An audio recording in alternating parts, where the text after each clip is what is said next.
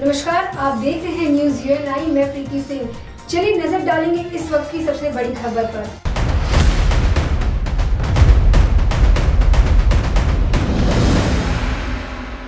त्रिपुरा में मंत्री सुधांशु दास के विवादित पोस्ट पर अब भी सियासत गरमाई हुई है। जी हां, भले ही उन्होंने सोशल मीडिया से उस पोस्ट को डिलीट तो करवा दिया, लेकिन उसे लेकर सियासी हलचल तेज हो गई है। जगह जगह प्रदर्शन जारी है।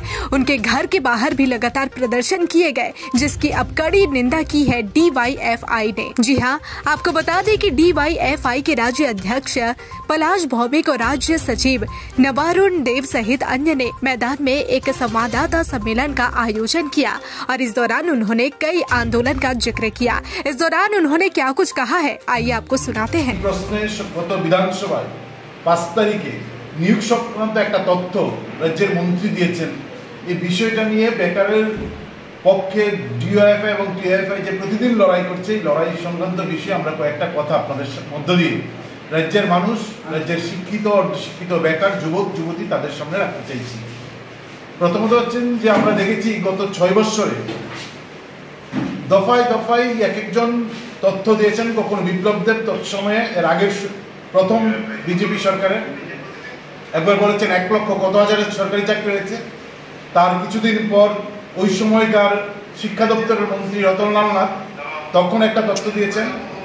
এখন দেখলাম গত যা বিধানসভা অধিবেশনটা 6 তারিখ শেষ হয়েছে, তার 5 তারিখে রাজ্যের মন্ত্রী টিঙ্কু রায় বিধানসভায় একটা তথ্য পেশ করেছেন।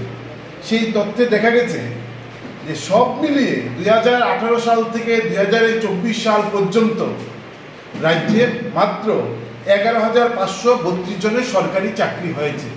গত 6 বছরে 11,000। ऐसे ही खबरों के लिए बने रहिएगा न्यूज यूएनआई के साथ।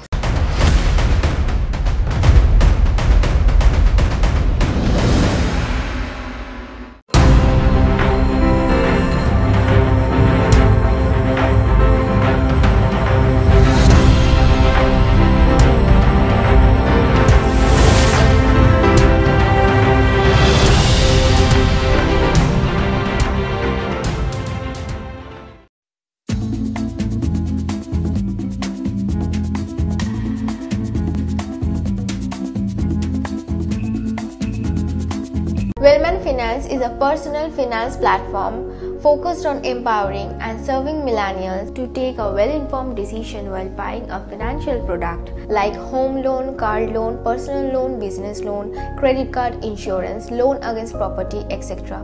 For more details, contact us.